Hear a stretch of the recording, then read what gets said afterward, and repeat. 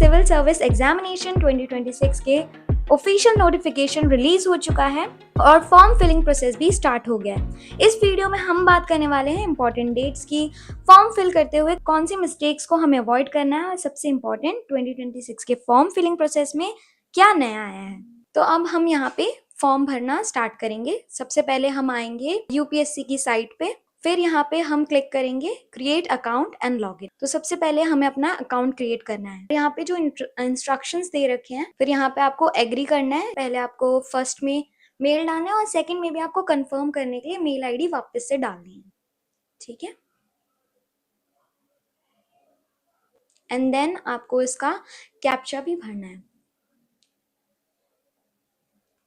Captcha में आप ध्यान रखेंगे कि कैपिटल लेटर्स या फिर स्मॉल लेटर्स हैं, तो आपको किस तरह से भरना है। एंड देन आपको इसके बाद चेक करना है यस आई डिक्लेयर। आपके मेल पर ओटीपी आएगा, जिस ओटीपी को आपको इसमें फिल करना है।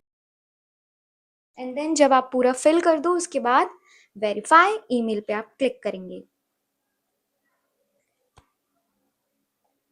तो आपका ईमेल भी अब वेरीफाई हो चुका है। और फिर आएंगे अब हम मोबाइल नंबर पे। यहाँ पे भी आपको अपना मोबाइल नंबर भरना है। एंड देन उसके बाद आपको वापस से कंफर्म मोबाइल नंबर को भरना है। एंड देन आप कैप्चा भरेंगे अच्छे से और ये भी आपका कंफर्म हो गया। तो यहाँ पे आपको मोबाइल का ओटीपी फिर भरना है, जो आपको मैसेज आएगा। एंड देन हमें क्रिएट करना है एक स्ट्रॉन्ग पासवर्ड, ठीक है। अब आप देख सकते हैं कि पासवर्ड पॉलिसी में यहाँ पे बहुत सारी चीज़ें लिख रखी हैं, ठीक है।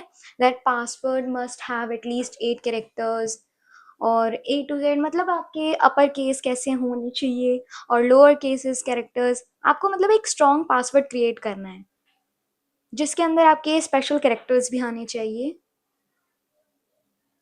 एंड देन आप एक स्ट्रॉन्ग पासवर्ड बना के लिखेंगे। एंड देन कंफर्म पासवर्ड पे भी आप जाके वही सेम पासवर्ड लिखेंगे। इसमें कॉपी पेस्ट नहीं चलता है। तो अब आपका ये पासवर्ड भी सक्सेसफुल हो चुका है, मतलब आपका जो अकाउंट है वो क्रिएट हो चुका है।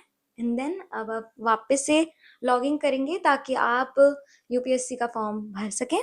तो यहाँ पे आप अपना वापस से नंबर डालेंगे, फिर सेंड ओटीपी पे क्लिक करेंगे, फिर आपको एक ओटीपी रिसीव होगा। अब आपका हो गया लॉगिन। तो अब हम आ चुके हैं फॉर्म फिलिंग के प्रोसेस में, जहाँ पे हमें सबसे पहले अपना नेम फिल करना है। अब इसमें भी आपको बहुत सारी चीज़ें लिखी हुई हैं that if your name is Suresh Prasad Singh, तो आपको किस तरह से इस नेम को फिल करना है। तो सबसे पहले फर्स्ट नेम में हम डालेंगे सुरेश, मिडिल नेम में हम डालेंगे प्रसाद एंड लास्ट नेम में डालेंगे सिंह।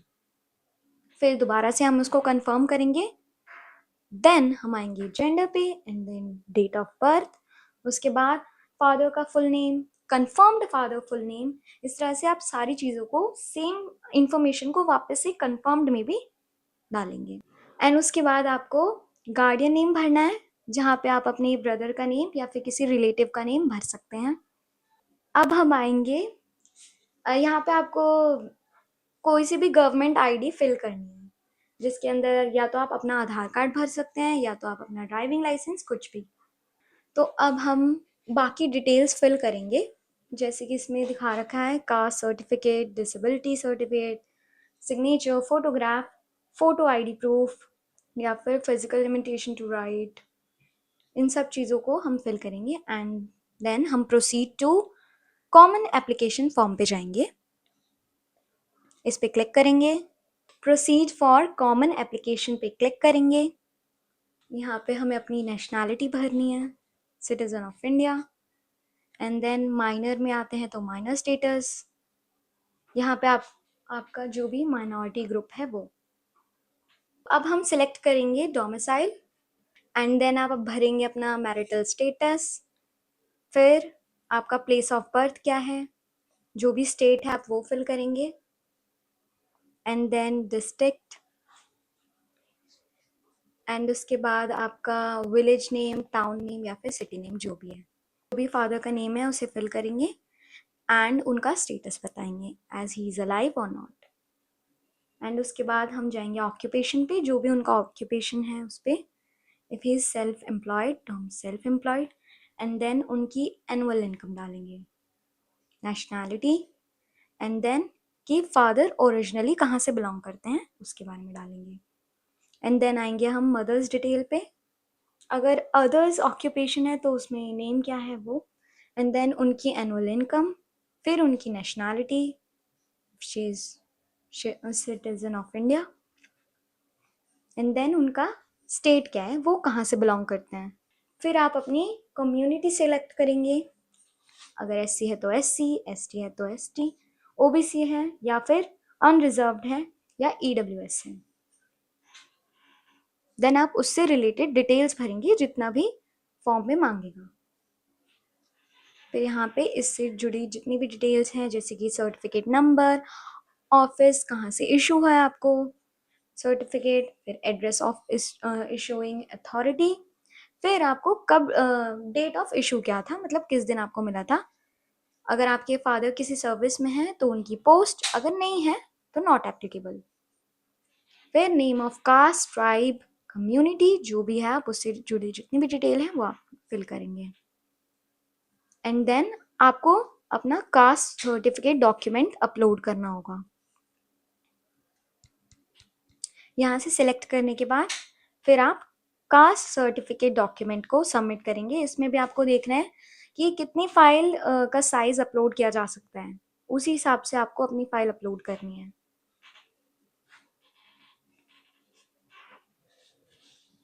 यहाँ पे आप चूज करेंगे विद द नेम, फाइल का रीनेम करना पड़ेगा आपको, जो उस फाइल का नेम होगा वही। फिर उसके बाद आपको सब पे क्लिक करना है कि अगर आपके फादर के पास पैन कार्ड है या नहीं। यहाँ पे आपको नो या येस करना होगा। पेरेंट डिटेल्स पे उनके पास आधार कार्ड है तो आधार नंबर, पैन कार्ड है तो PAN number, and then mother का है तो येस, अगर नहीं है तो नो, या फिर उनके पास आधार नेम है, आधार नंबर है तो Aadhaar number. Whether you are PWD या फिर पीडब्ल्यूबीडी कैंडिडेट, तो आप इस फॉर्म को फिल करेंगे, यहाँ पे येस करेंगे, एंड देन आपको जितनी भी चीज़ें बताई जाएंगी उसको आपको फॉर्म को फिल करना है। परसेंटेज ऑफ डिसेबिलिटी क्या है, सर्टिफिकेट आपको अगर इशू आए तो कब हुआ था उनकी डिटेल भरेंगे, और आपको कहाँ से इशू हुआ था, कौन सी अथॉरिटी से इशू हुआ था, आप वो फिल करेंगे।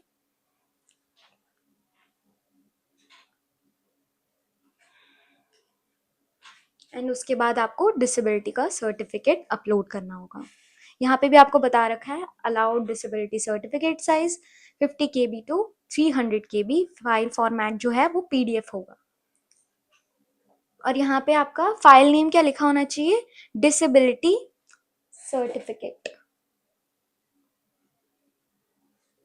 माई एड्रेस के बाद if father same as your correspondence address, इस पर क्लिक करेंगे, यस। अगर सब एक साथ रहते हैं तो यस यस, अगर अलग रहते हैं तो नो, एंड देन उनका एड्रेस फिल करेंगे। अब आएंगे हम एजुकेशनल प्रोफाइल पे, जहाँ पे आपको अपनी एजुकेशनल डिटेल्स भरनी है, आपने 12th कहाँ से कंप्लीट की वगैरह वगैरह। Select where you completed your education, India या फिर आउटसाइड इंडिया, तो इसे भी आपको ऐड करना है।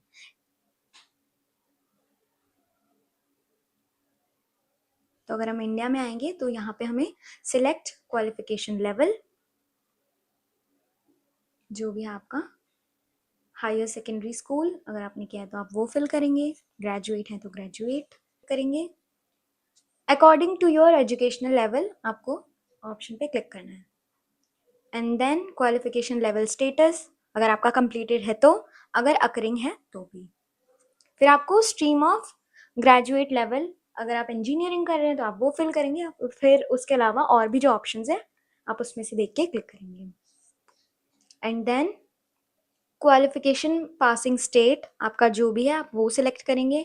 And then select board university, जो भी आपकी यूनिवर्सिटी है वो।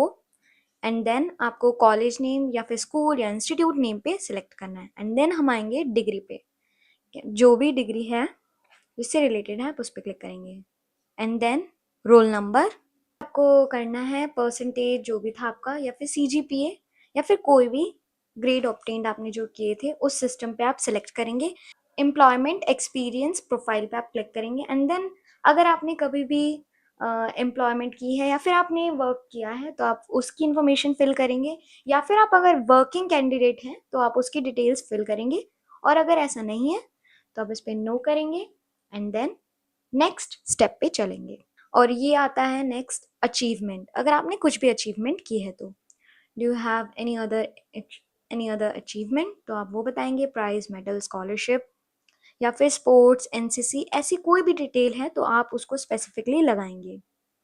एंड देन हम मोस्ट इंपॉर्टेंट पार्ट पे आएंगे, एग्जामिनेशन फॉर्म फिलिंग के। प्रीवियस यूपीएससी एग्जामिनेशन प्रोफाइल, जहाँ पे आपने अगर प्रीवियसली एग्जाम दिया है यूपीएससी का तो आप उसके बारे में बताएंगे प्रीवियस ईयर या प्रीवियस ईयर में। तो यस करेंगे, यस करेंगे तो आपको उसकी डिटेल्स फिल करनी पड़ेंगी कि आपने कौन सा एग्जाम दिया था, क्या इन्फॉर्मेशन है उसकी।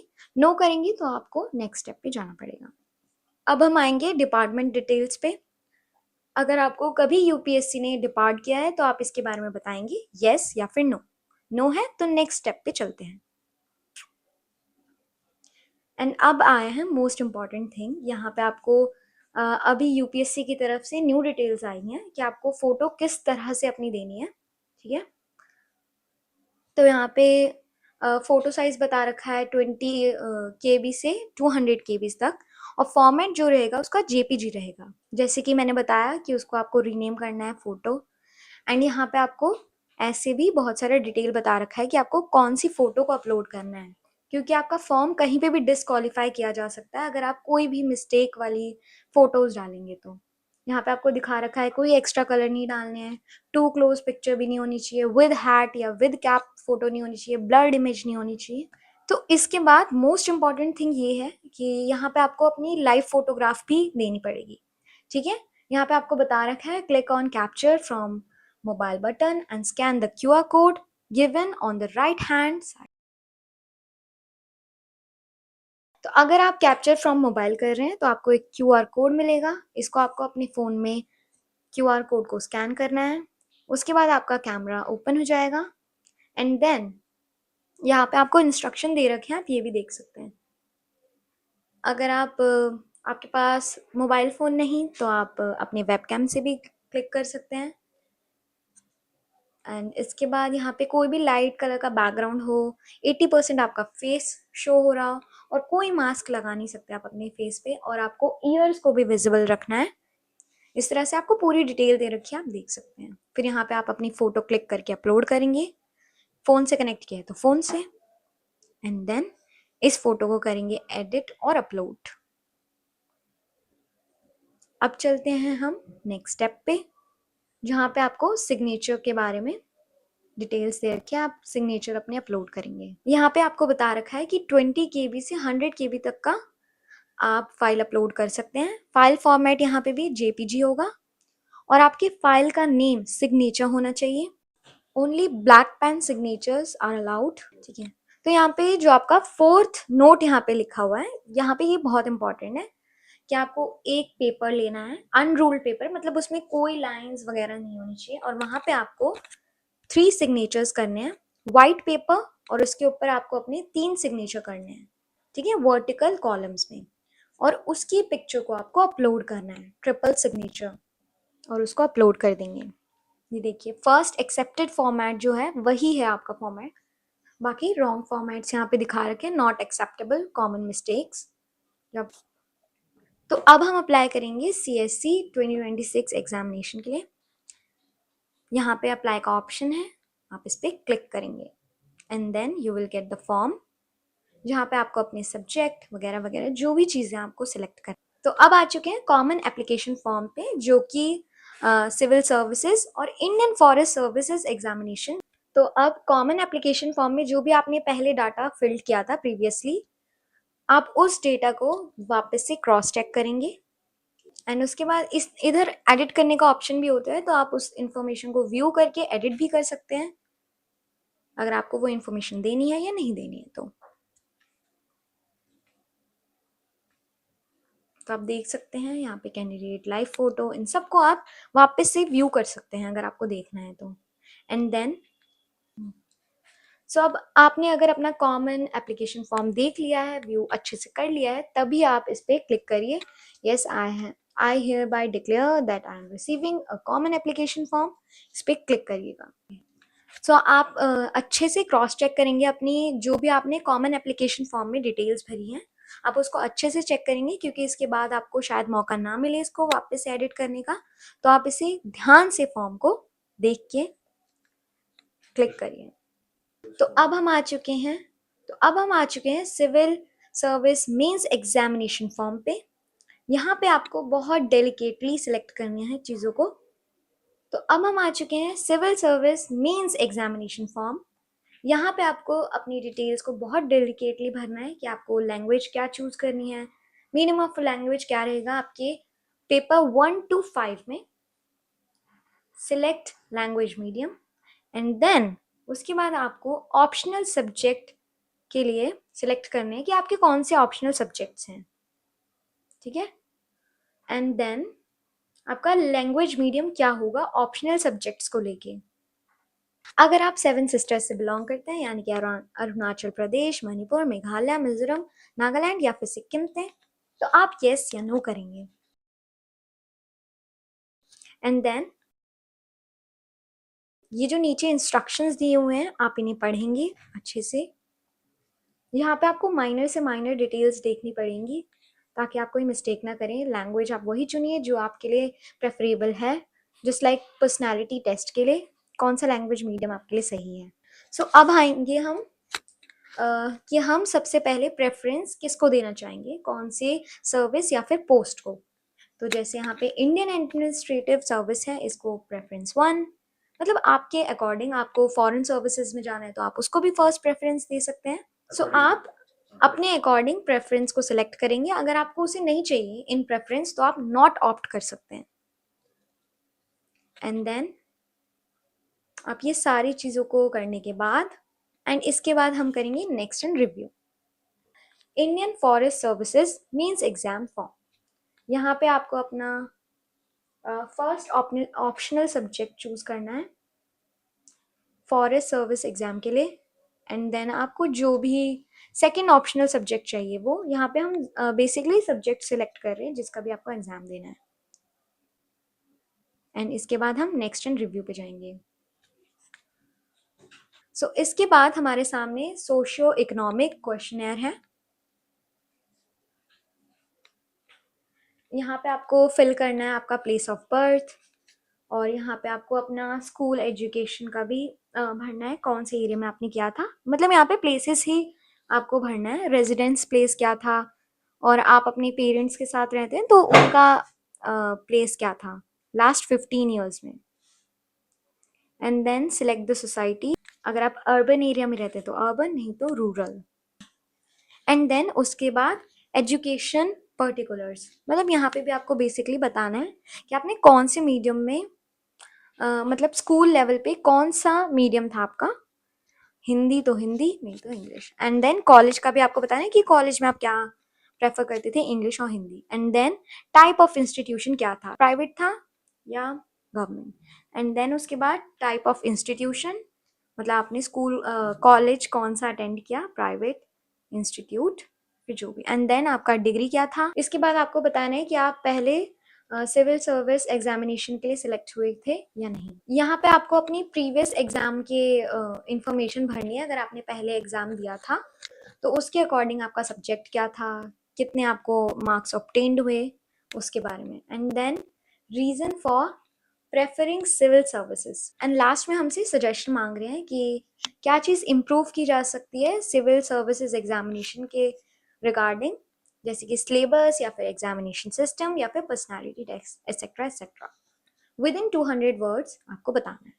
सो अब हमारे पास ऑप्शन है प्रीलिम्स, आप कहाँ पे देना चाहते हैं। यहाँ पे हम सेंटर सिलेक्ट करेंगे उसके अकॉर्डिंग, जो भी आपके नियर बाय पड़ता है। यहाँ पे फिर आपसे क्वेश्चन पूछा है कि यहाँ पे आपको पॉलिसी डिस्क्लोजर का यहाँ पे ऑप्शन है कि आप अपनी पर्सनल इंफॉर्मेशन गवर्नमेंट के साथ डिस्क्लोज करना चाहते हैं according to your job opportunity. And यहाँ पे आपका लास्ट में पेमेंट का ऑप्शन है। एंड यहाँ पे आपको दिखा रखा है कि आपको यहाँ पे 100 रुपी पे करना है for the form. So best of luck for your exam. और आपका फॉर्म फिल हो चुका है, तो आप बस एग्ज़ाम की प्रिपरेशन कीजिए एंड थैंक यू।